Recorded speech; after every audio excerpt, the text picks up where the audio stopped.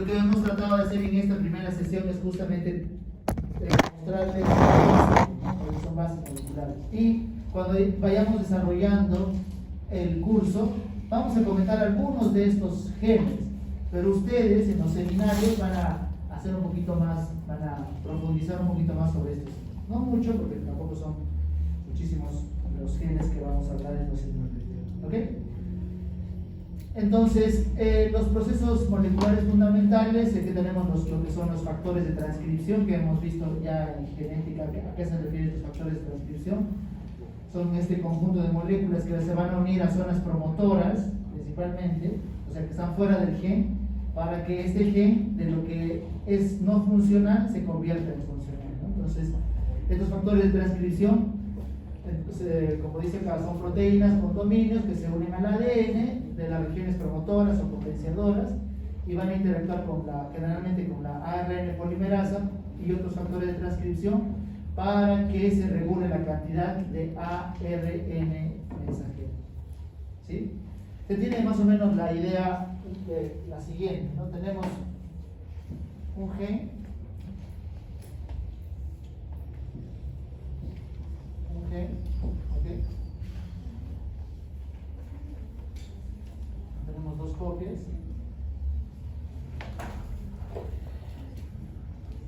Y lo que siempre, digamos, solemos pensar la mayoría es que ambas copias siempre se están expresando. Cuando ustedes vean esta figura de la flecha, es que existe expresión, ¿sí?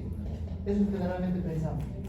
Pero estos factores de transcripción entonces se van a unir a estas zonas promotoras que están generalmente, pero no siempre, río arriba, ¿no? Se unen a una serie de moléculas, ¿no? Que van a ser los factores de transcripción. Estos serían los factores de transcripción, estas cajitas, factores de transcripción, para que el gen esté activo, ¿sí? Es decir, si está activo, ¿qué significa? Que va a haber expresión de ARN mensajero, lo que dicen acá. Y van a haber además estas moléculas señalizadoras, que la mayoría son factores de crecimiento, algunas veces son receptores de ligandos y otras veces actúan como vías de traducción de señales, ¿no? Traducido a esta imagen. Entonces acá vemos entonces los factores de transcripción que estábamos hablando hace un momento. Tenemos el ARN. Estos a su vez lo que van a hacer es provocar que exista una molécula señalizadora. ¿Cuáles serían las moléculas señalizadoras? Sería este rectángulo, ¿no? Que se va a unir a un receptor de membrana. Esta es la membrana celular, y este receptor de membrana va a activar una vía de transducción de señal para que luego esta señal llegue hasta el núcleo y exista una expresión génica de alguna molécula, ¿no? ¿Qué va a hacer esto? Por ejemplo, de que la célula que tiene, por ejemplo, una forma epitelial o plana, adquiere una forma cúbica, ¿sí? O que tenga, por ejemplo, que tenga esa forma de la misma neurona, ¿cierto? O sea, de forma medio estrellada. Todo esto, este proceso es igual en todas las vías. O sea, siempre hay una molécula señalizadora, ¿no? O un morfógeno, también le llaman así, un receptor, una vía, núcleo. Todo es así, ¿ya? Vamos a ver diferentes grupos, ¿no? Que tienen la misma idea. Factores de transcripción, entonces tenemos las proteínas homodiominio y la secuencia homeobox, la familia génica T-box, los factores de transcripción hélice, lazo, hélice, y los factores de transcripción tipo dedos de zinc. Entonces, primero entraremos a las proteínas homodiominio, y la secuencia homeobox. ¿Por qué se llaman así? Porque tienen homodiominio altamente conservado, más o menos son 180 nucleótidos. ¿Por qué dijimos altamente conservado? Porque si es que esto lo comparamos con las larvas o la drosófila, la secuencia es casi similar, ¿no? Y también se conoce como homosecuencia o homeobox. ¿Cuáles son estos genes o esta familia de genes? Tenemos los genes OX, PAX y SOX o SOX.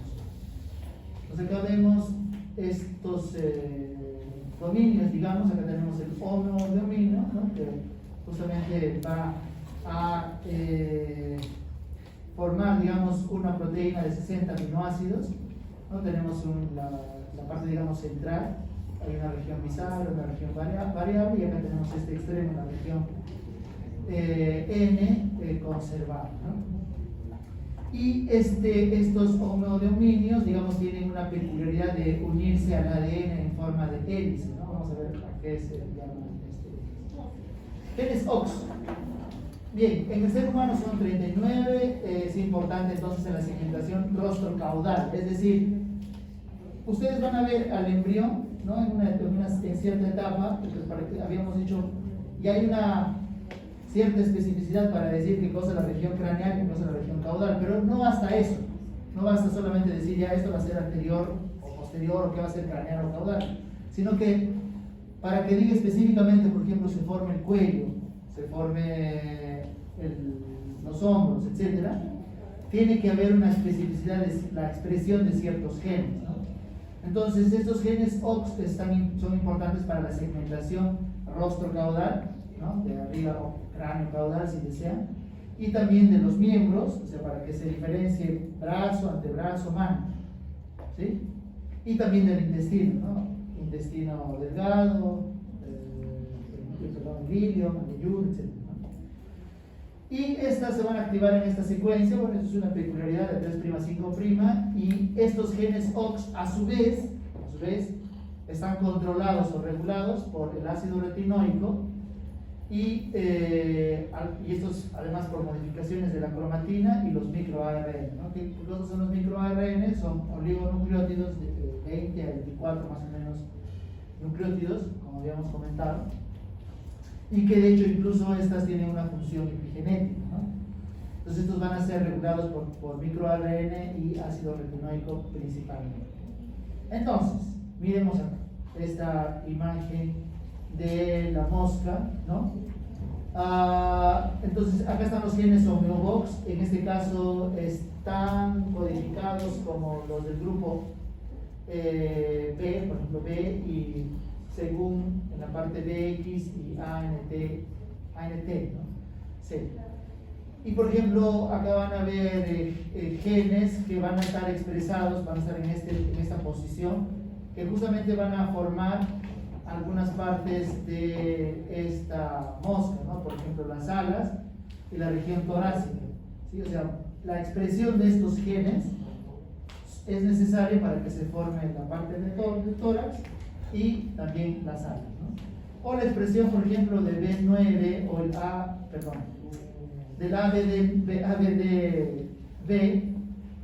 la parte final de la mosca, ¿ok?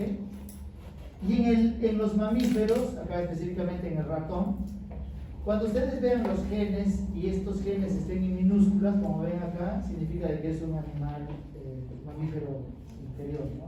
Cuando vean las siglas de un gen en mayúscula, significa que es del ser humano, al menos se ha demostrado su presencia. Entonces acá vemos que desde la región rostro-caudal, ¿no?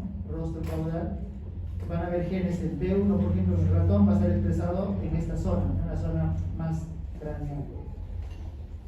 Y el B9 en la zona, posterior. ¿Okay? Y acá vemos estos genes OX, ¿no? Están subclasificados en A, B, C y D, y cada uno de ellos tiene un subgrupo, ¿no? En el A, por ejemplo, va desde el A1 hasta el A13, ¿no? Pero hay, digamos, el A8, que no hay una secuencia en este punto, ni el A12, ¿no? PAX, son 9 miembros, intervienen en el desarrollo de órganos de los sentidos, del sistema nervioso central y las transiciones epitelio-mesenquimatosas. ¿A qué se refiere esto de epitelio-mesenquimatosis? Entonces, hay un conjunto de células que van a estar en el epitelio, ¿no? Durante la formación embrionaria, y estas células tienen que migrar y llegar hasta el mesénquima, es decir, a la parte intermedia. Y lo que va a ocurrir entonces es que estas células mesenquimatosas van a perder esa epitelialidad, digamos, y luego estos se van a convertir a un tejido mesenquimatoso, ¿no? Eso principalmente lo vamos a ver cuando veamos, hagamos la gastrulación. Y este sería, digamos, estos genes PAX, ¿no? PAX1, PAX2, etc., ¿no? Y acá están las secuencias y dónde se expresan, en qué parte y en qué momento se estarían expresando, ¿no? Y dependiendo, por ejemplo, si es que hay variantes o mutaciones en estos genes, qué anomalías, por ejemplo, estarían relacionadas, ¿no? Por ejemplo, acá vemos variantes en el gen PAX9, lo que van a producir es oligodoncia. ¿Qué es oligodoncia? Es una disminución en la cantidad de dientes. Entonces, de hecho, ustedes van a ver con algo de frecuencia personas sanas, aparentemente, ¿no? Y que su odontólogo les ha dicho que tienen una menor cantidad de dientes. Y claro, a veces si no conociéramos esto, nos dice qué raro, ¿no? Qué extraño, ¿por qué ha ocurrido eso? ¿No? Acá tiene una explicación, son variantes en estos casos, ¿no? El PAX9 que estaría produciendo oligodoncia. De hecho, hay otros, por ejemplo, relacionados a otras anomalías, como el síndrome de Waardenburg, que también vimos esto en la parte de teoría, ¿no? PAX3. Otras familias, la familia POU, ¿por qué se llama así? Porque está incluido este gen PID, OCT, OCT2 y 1C86. Estos, por ejemplo, van a actuar durante la formación de la hipófisis y el hipotálamo. Las proteínas LIN, el desarrollo de la cabeza, algunos DLX para la formación de los esbozos. O sea, cuando recién se están formando los esbozos de los miembros, en ese momento va a haber una expresión importante de DLX. Y luego, cuando ya se terminó de formar el esbozo, para que se diferencie, como dijimos, brazo, antebrazo y manos, actúan los FOX. ¿Okay? Entonces, como estábamos comentando, no es que una proteína, la expresión de un ARN mensajero es constante durante todo el periodo embrionario, sino que va a ser diferencial desde un punto de vista espacial y temporal. Genes MSX van a estar relacionados, por ejemplo, a que algunas partes de la cara se lleguen a fusionar, ¿no? Nuestra cara, digamos, al menos tiene 5 procesos, ¿no? 5 procesos frontales, mediales, eso lo vamos a ver cuando veamos el desarrollo de cara y cuello. Y los que están relacionados a esta fusión, digamos, de estas estructuras son los MSX, ¿no? De hecho, el MSX1 se ha relacionado bastante a fisura del labio, fisura labial principalmente. Familia T-Box, uno de ellos, por ejemplo, la eomesodermina. Esta eomesodermina, por ejemplo, es esa molécula que se va a expresar principalmente en el EVA, ¿no? ¿Cuál es el EVA? El endodermo visceral anterior, ¿okay? Que ya habíamos hablado hace poco. Factores de transcripción hélice lazo hélice, tenemos estos genes por gen, y factores de transcripción con tipo de 2 de zinc, los genes SOX, como por ejemplo el SRI, ¿no? El SRI es un gen importante para la diferenciación sexual, al igual que el WT1. También lo vamos a ver brevemente cuando veamos la última clase. Acá, entonces, ¿por qué se llaman dedos de zinc? Porque estas proteínas justamente contienen zinc y tienen esta forma digital, ¿sí? Esta forma digital. Y esto hace de que encaje adecuadamente en el ADN, ¿no? Entonces se encaja el ADN y es un factor de transcripción. ¿Qué es ese factor de transcripción? Lo que decíamos. ¿Okay?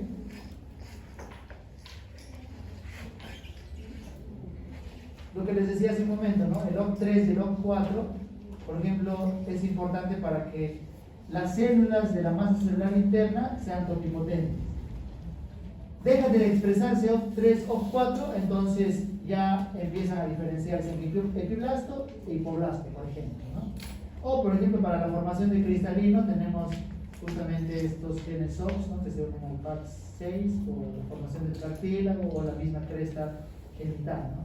La cresta genital es parte de lo que se va a formar, lo que va a dar origen a las gónadas, ya sea masculinas o femeninas.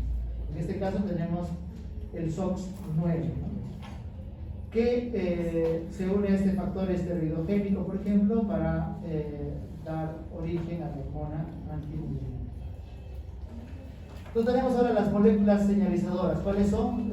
Son señales químicas que van a interactuar con otras células, depende de la concentración o la duración de la exposición. Esto, como estábamos comentando, va a depender la cantidad, va a depender el momento, ¿no? Y dentro de ellos tenemos a estas familias de crecimiento transformante beta, factor de crecimiento fibroblástico, la familia Hedgehog y de doble N. Entonces acá tenemos la superfamilia de factor de crecimiento transformante beta. Dentro de eso se tienen estos tres grupos, TGF beta, los BMP y y bueno, tienen sus inhibidores correspondientes, ¿no? Vamos a ver acá a más detalle, ¿no? Las diferentes moléculas y cada uno con sus funciones. Claro, todas estas tablas lógicamente no lo vamos a aprender, ¿okay?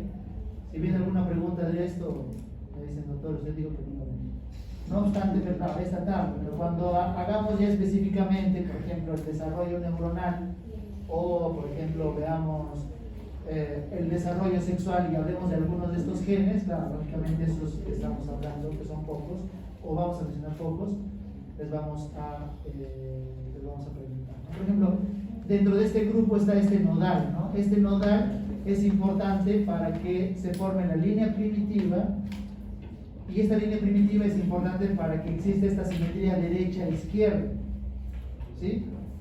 ¿Por qué creen que el corazón está al lado? Es que tengo que estrocarle, perdón. No, perdón. Mentira.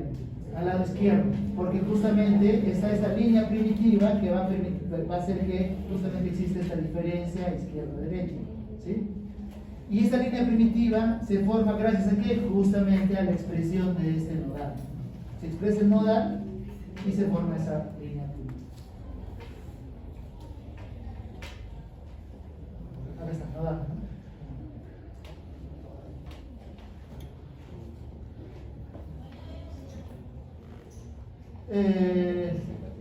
Acá otras proteínas, ¿no? Pues las BMP o proteínas morfogenéticas óseas, y dentro de ellas tenemos su inhibición, ¿no? La neurina, cardina, etc.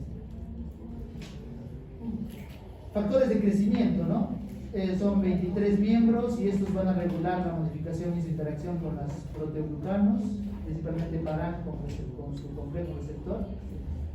Y estas, digamos, tienen una función de regulación intracelular. Acá al lado derecho tenemos la tabla, ¿no? De los diferentes factores de crecimiento de fibroblastos y cada una con sus funciones, ¿no? Dentro de ellos, bueno, todos son importantes, pero por ejemplo FGF1 estimula la producción de queratinocitos y induce la formación del hígado inicialmente, ¿no? Entonces, como se darán cuenta, ¿no? No hay cierta lógica en esto, ¿sí? O sea, no es, digamos, a ver, el epitelio es los queratinocitos, ¿de dónde proviene? Del ectodermo, eso lo vamos a ver más adelante, ¿no? El hígado proviene de dónde? Mesodermo. No hay lógica, ¿no? La ubicación, nada, ni siquiera tiene la ubicación, ¿sí? Entonces, esto es algo casi, claro, memoria, ¿no? Que ocurre en ese momento y para esas células, ¿okay? Lo importante es, digamos, repito los conceptos. Acá tenemos la familia Hedgehog, tenemos tres grupos, el de Cer, India y Sonic Hedgehog. De los tres, el más importante es el Sonic Hedgehog. ¿Okay? También esto hemos hablado, me parece, en algunos de los seminarios. Y este Sonic Hedgehog, su receptor es el parche, ¿no? También esto lo hemos comentado. Entonces acá, miren, esto es algo interesante porque de hecho acá vemos el SHH, ¿no? El Sonic Hedgehog se va a unir, va a separar este péptido señal, ¿no? Se separa este péptido señal. Luego a este Sonic Hedgehog se le agrega colesterol y este colesterol luego, perdón, este Sonic Hedgehog es secretado por esta célula y luego alcanza esta célula que es su receptora, digamos, ¿no? Este Sonic Hedgehog se une a su receptor, ¿no? y este receptor activa una cascada metabólica, ¿no? Activa una cascada metabólica que sería esto, para llegar a ¿dónde? Al núcleo. ¿Sí? Hemos dicho, la molécula, receptor, una vía metabólica, alcanza el núcleo. Esa es la idea, ¿no? Esa es la idea en todo, en estos casos. En este caso, por ejemplo, activa esta vía del clic, ¿no? Para que exista una expresión genética posterior. Lo interesante de esto, también que no hay lógica en esto para la producción de anomalías congénitas, ¿ya?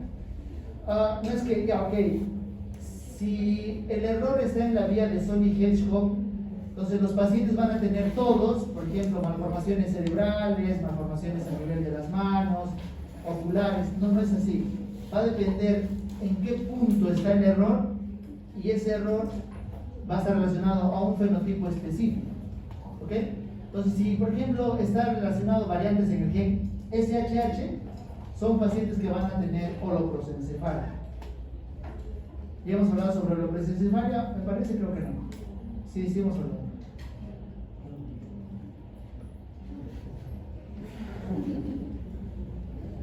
Tenemos dos encéfalos, ¿cierto? Derecho e izquierdo, de manera general. La holoprosencefalia es cuando existe un solo ventrículo. Cuando hagan ustedes neuroanatomía, ¿no?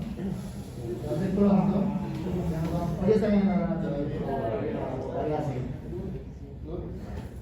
Entonces, la próxima clase, cuando estén en las prácticas de anatomía, se van a acordar de la holoprosencefalia, ¿no? En estos cerebros, en estos dos cerebros, tenemos dos ventrículos laterales, así se llaman, ventrículos laterales. Estos dos ventrículos laterales se fusionan y forman un solo ventrículo. Eso es holoprosencefalia. Entonces son pacientes que tienen holoprosencefalia y los ojos, por ejemplo, los tienen uno más cerca de otro, bien pegaditos, incluso no tienen tabique nasal y tienen una fisura medial. Las fisuras generalmente del labio son a los costados. En este caso, cuando existen mutaciones en el SHH, la fisura es en el nivel centro. ¿Okay? Y acá curiosamente, por ejemplo, actúa el colesterol, ¿no? Es como un metabolito que se une al SHH para que recién funcione. O sea, si el SHH está solo, no va a funcionar. Y acá, por ejemplo, cuando hay variantes en la formación del colesterol, los pacientes van a tener, por ejemplo, además de retraso en el desarrollo psicomotor, que es una característica muy, no, digamos, no peculiar de alguna enfermedad en especial, pero van a tener, por ejemplo, polidactilia, los pacientes, y van a ser más pequeños de lo usual cuando nacen. O sea, si tú miras un paciente donde hay una alteración en la formación de colesterol congénito, ¿no? Y miramos un paciente que tiene variantes en el gen SHH, fenotípicamente no se parecen absolutamente. Acá también entonces no hay lógica. No hay que, bueno, si es que hay anomalías cerebrales, ok, es este gen, no. Y dependiendo de dónde, en qué parte, en qué punto de la vía está la alteración, el fenotipo también es completamente diferente. ¿Okay? Por ejemplo, variantes en el gen PATCH o PATCHE, el fenotipo es diferente. Y eso ustedes lo van a ver cuando empecemos a desarrollar los seminarios. Cuando empecemos a desarrollar los seminarios, se van a estar viendo estos diferentes fenotipos. Miren, lo mismo, la misma idea. WNT. Este es el WNT, está en la parte extracelular. ¿Cuáles son los receptores? LRP y FZ o Fritzl. LRP y FZ se unen para interactuar con el WNT. Y este WNT lo que va a hacer es activar, ¿no? Soltar a la beta-catenina para que esta beta-catenina se junte con factores de transcripción. Al final, ¿qué cosa debemos hacer?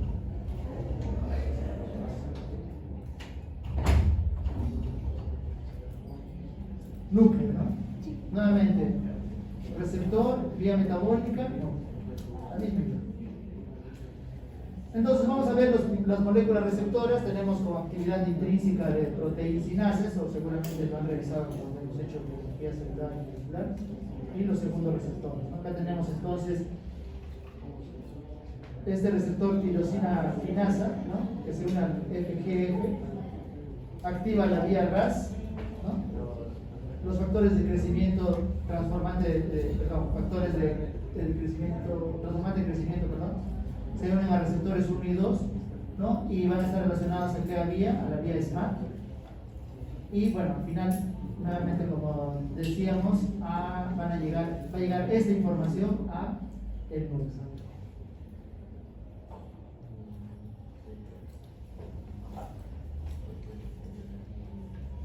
Lo mismo, ¿no? MicroARNs. Los microARNs también están involucrados en el proceso de embriogénesis.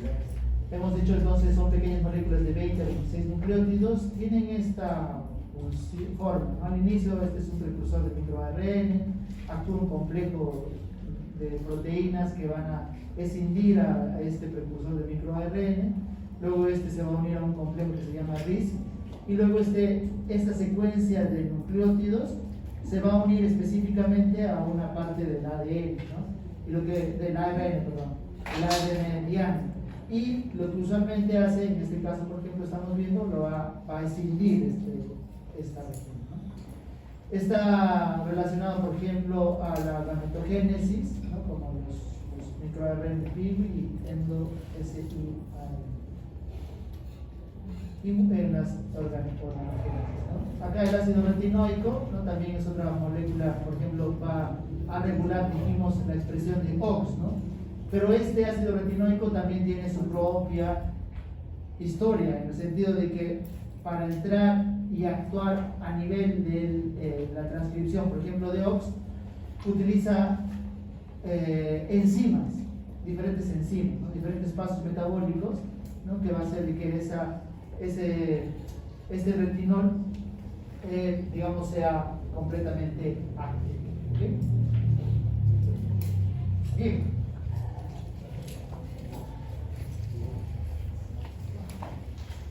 Toda esta parte, por si acaso, para las personas que quieren ampliar, está en el Carlson, ¿ya?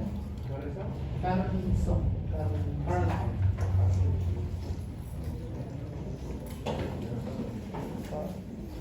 También está en el libro de...